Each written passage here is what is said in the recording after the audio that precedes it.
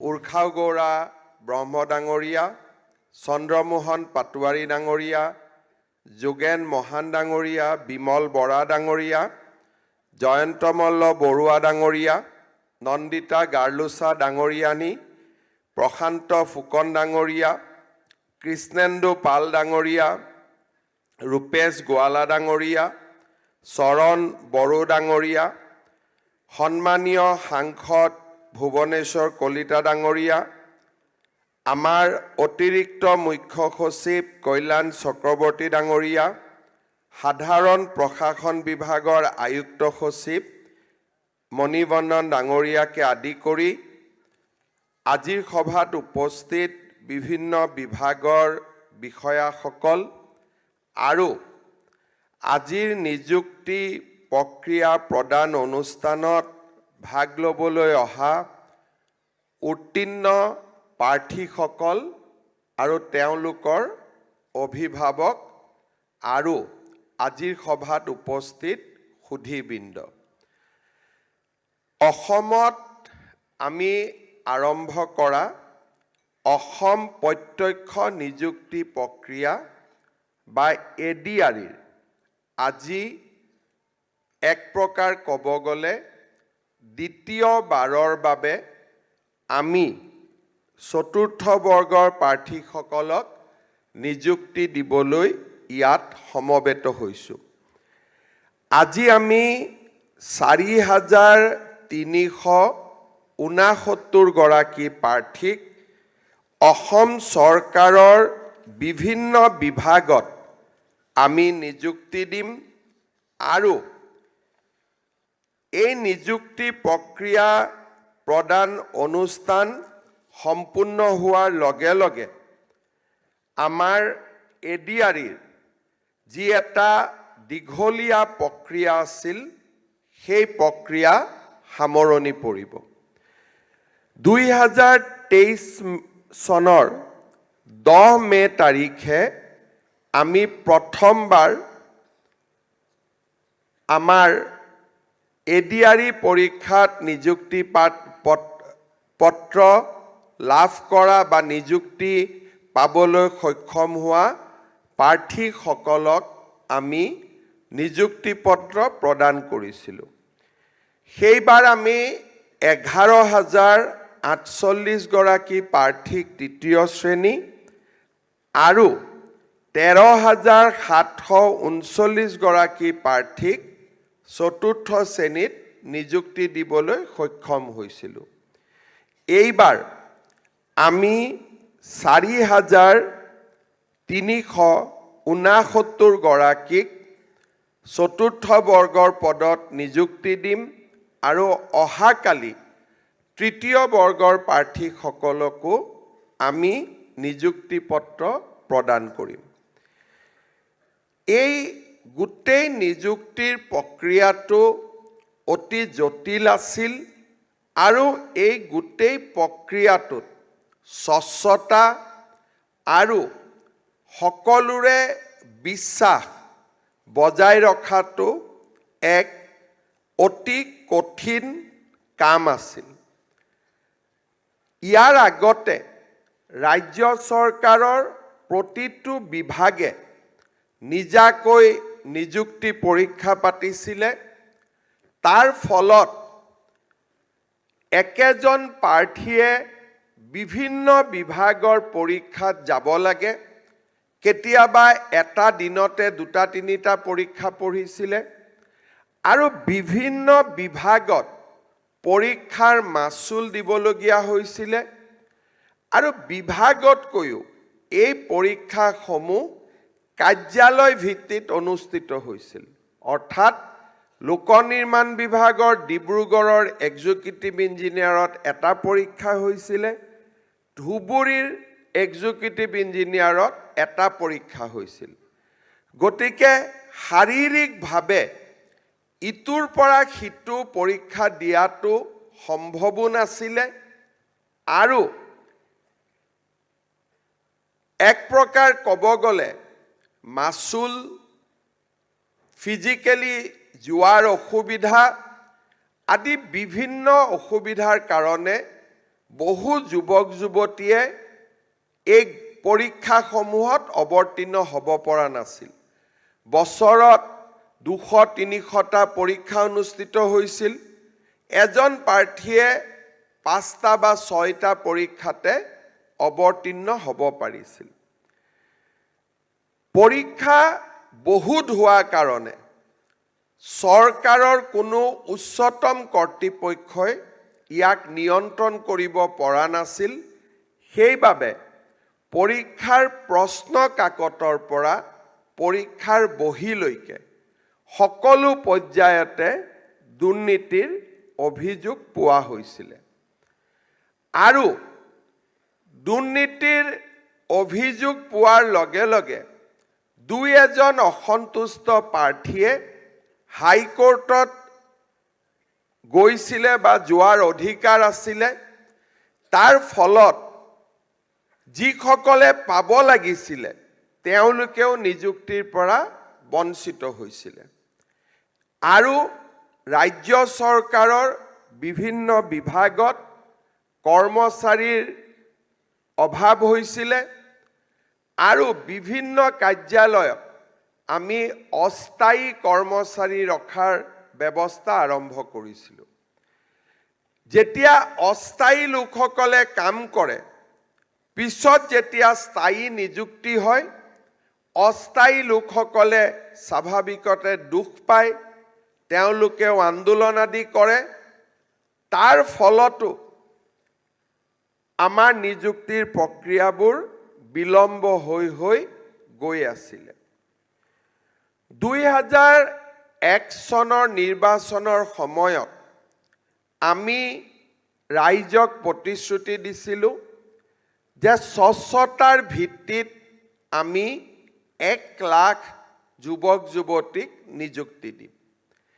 ইয়াৰ আগলৈকে আমাৰ অসমত যিমান চৰকাৰ আহিছিলে তেওঁলোকে 5 বছৰত 15,000ৰ পৰা 16,000 লোকক চাকৰি দিছিলে। কোৰ্টতো কেছ সিমানেই হৈছিলে, 15-20 হাজাৰ কোৰ্টতো কেছ হৈছিলে। চাকৰি পোৱাজনৰো সুখ নাছিলে, নোপোৱাজনৰো সুখ নাছিলে।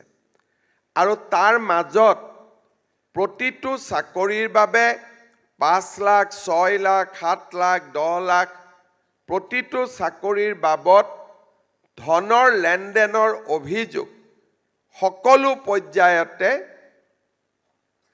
ক'ব গ'লে বাতৰি কাকত, টেলিভিছন, মানুহৰ মুখে মুখে এই কথাবিলাক বিয়পি আছিলে। ধনৰ লেনদেনৰ কিছুমান কথা পোহৰলৈ অহাৰ পিছত চৰকাৰে অনুসন্ধান কৰিছিলে আৰু বহুত কথা সঁচা বুলি প্ৰমাণো হৈছিলে। আৰু বহুত বিষয়া কৰ্মচাৰীয়ে শাস্তিৰো সন্মুখীন হ'বলগীয়া হৈছিলে। যেতিয়া আমি চৰকাৰ গঠন কৰিলোঁ, প্ৰথম পৰ্যায়ত আমাৰ চেষ্টা আছিলে যে 1 লাখ পোষ্ট আমি বিচাৰি উলিয়াব লাগে। আমি 5টা কামাণ্ডো বেটেলিয়ন নতুনকৈ কৰিলোঁ। আমি এটা ফৰেষ্টৰ বেটেলিয়ন নতুনকৈ কৰিলোঁ। বহুতো মেডিকেল কলেজ আৰম্ভ কৰিলোঁ। স্কুল, আমাৰ নতুন নতুন কলেজ আৰু প্ৰত্যেক ডিপাৰ্টমেণ্টত খালী হৈ থকা পোষ্ট। প্ৰথম বছৰ আমি হিচাপ কৰি প্ৰায় 78,000 পোষ্ট আমি নিযুক্তি দিব পৰা অৱস্থালৈকে আহিছিলোঁ। সমস্যা আছিলে যে পোষ্ট থাকিলেও যি পৰিৱেশ আছিল বা চৰকাৰৰ যি নিয়ম আছিলে, সেই নিয়মৰ গণ্ডিৰ মাজত আমি যদি নিযুক্তি দিব গ'লোহেঁতেন, আজিলৈকে হয়তো 1000 ল'ৰা ছোৱালীকো আমি নিযুক্তি দিব নোৱাৰিলোহেঁতেন। তাৰ কাৰণে আমি কিছু নতুন ব্যৱস্থাৰ আৰম্ভ কৰিলোঁ।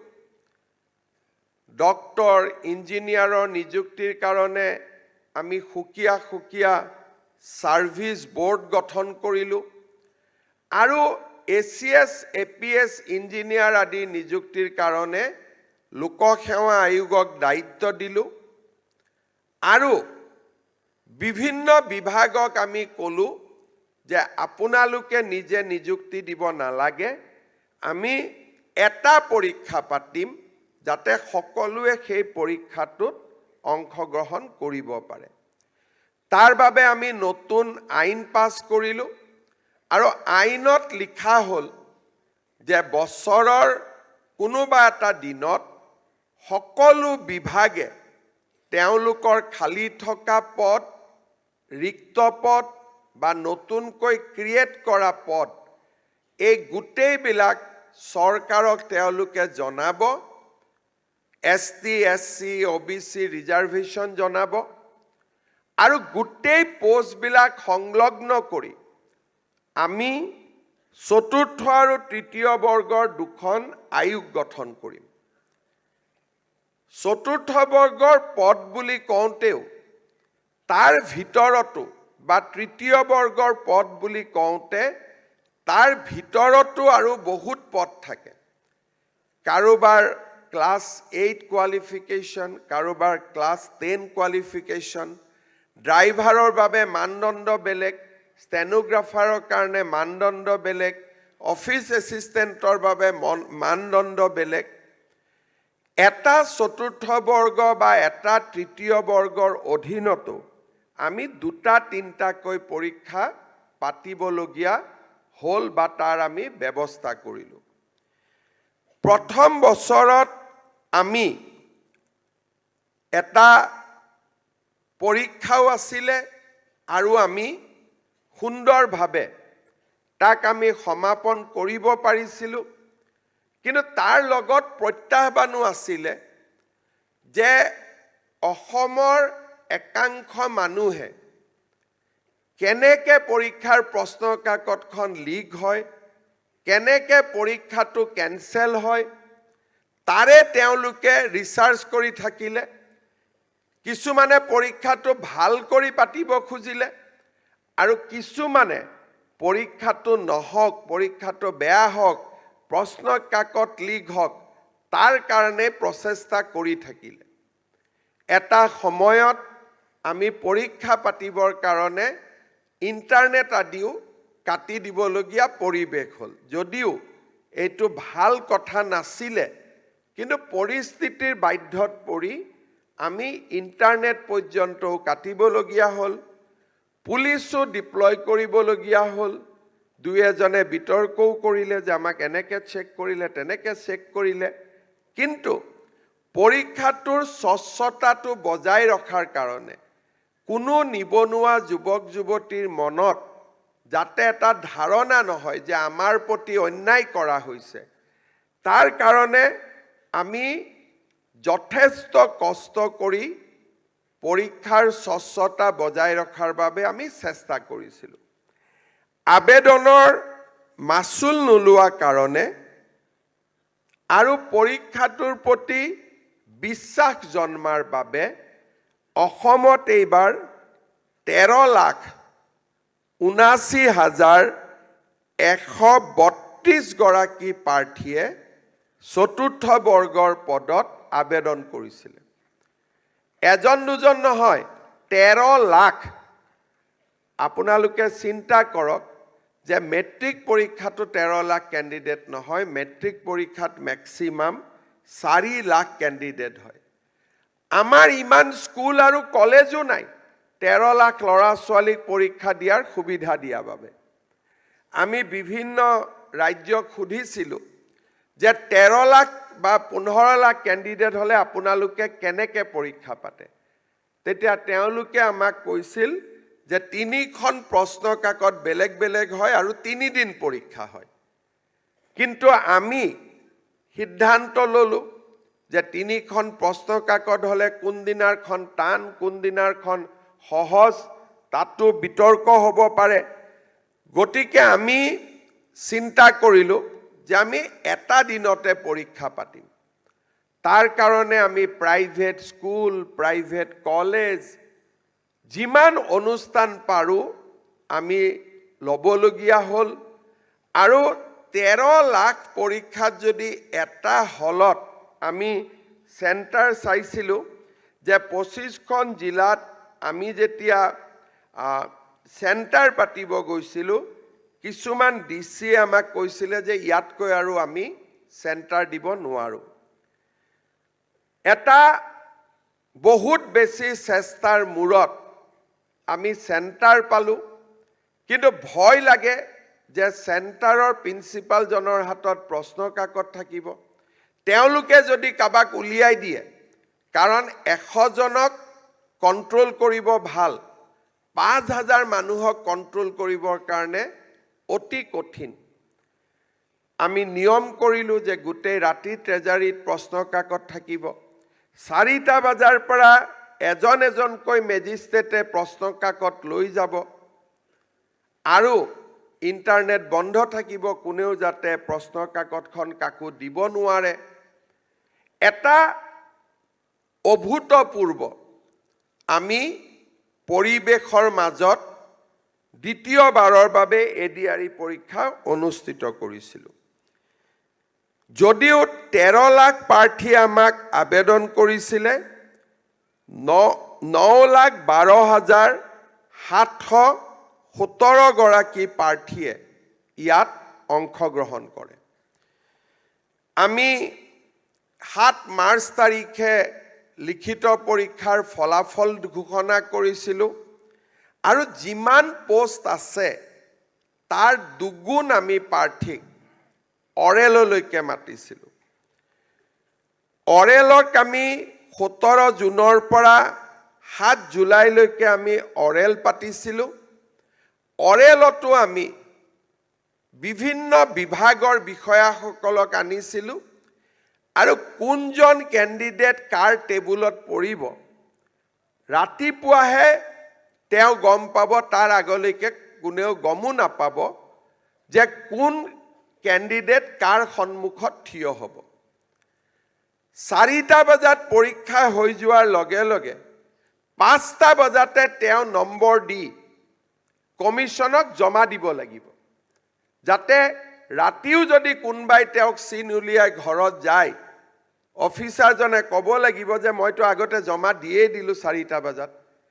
অৰ্থাৎ অফিচাৰসকলক আমি এনেকৈ কৈছিলোঁ যে মৌখিক নম্বৰো সিদিনাখনেই কাৰ্যালয়ৰ পৰা ওলাই অহাৰ আগতেই আমি দিব লাগিব।